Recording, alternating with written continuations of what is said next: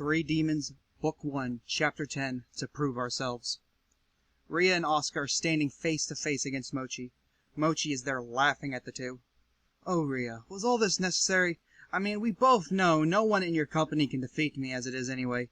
No matter how hard you fight, the result will always end the same.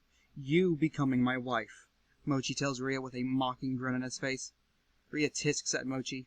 "Mochi, I will never stoop so low and ever agreeing to be your wife. I will continue to fight until I'm given my freedom from this unjust agreement you and my father made."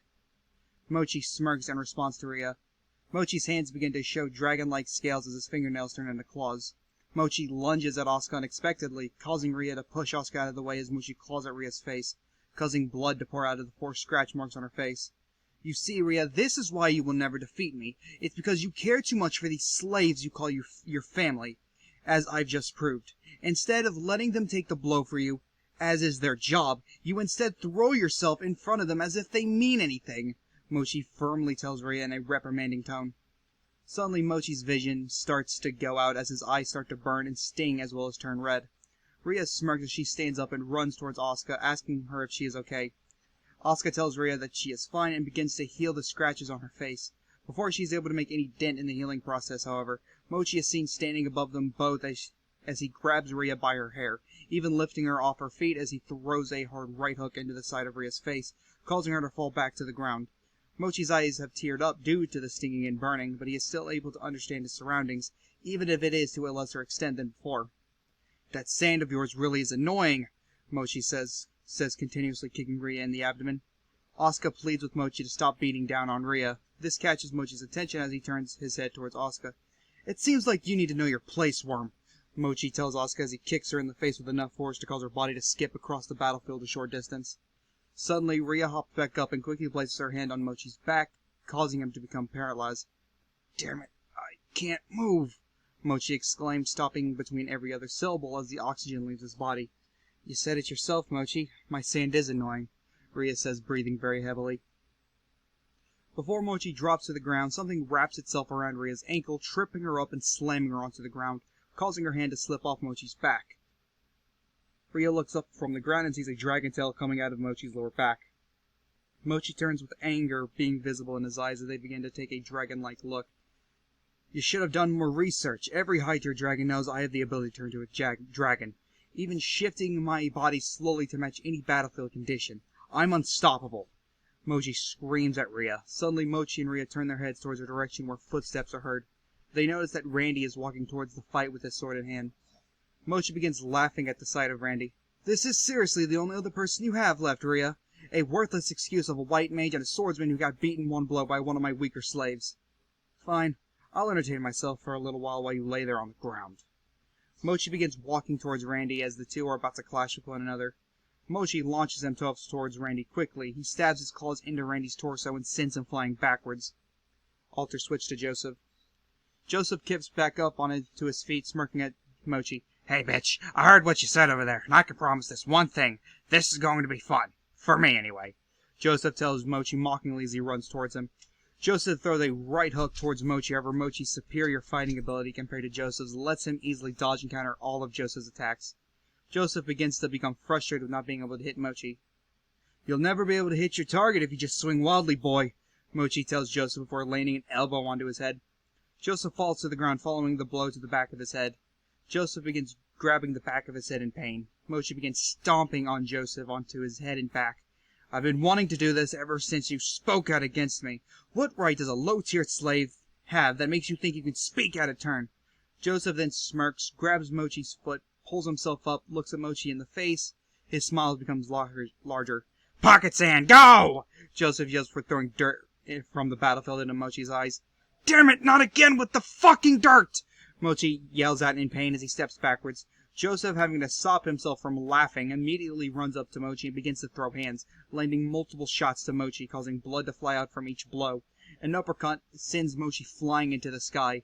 Joseph jumps into the air after Mochi to continue the beating. However, as if it occurred instantly, Joseph's neck is wrapped by Mochi's tail. Dragon wings now appear on Mochi's back as he is floating in the air, hanging Joseph by his tail.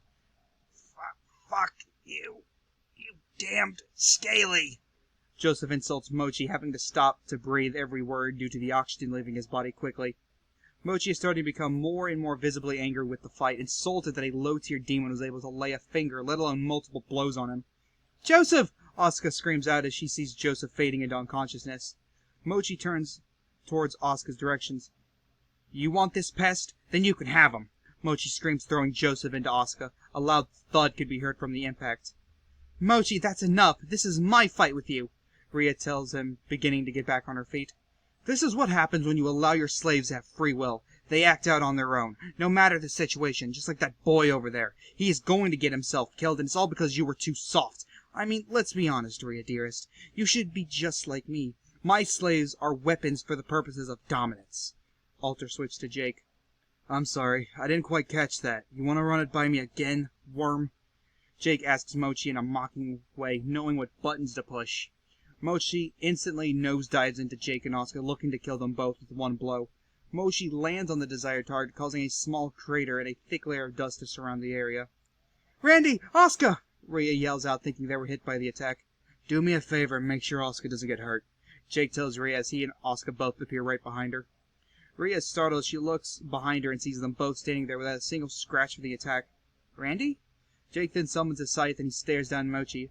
"Before I put you where you belong, that girl with the gas mask, what did you do with her?" Mochi begins chuckling at the questions asked. "I assume you weren't listening earlier. Like I said before, that slave is nothing but a weapon, and let me tell you, she is one of the more valuable, yet disposable slaves at my command." Jake scowls at this answer as he stops time and appears behind Mochi, about to cut him down with his scythe. However, Mochi is able to dodge with relative ease. Jake continues to stop time in an attempt to hit Mochi even once, but no dice each time he does it.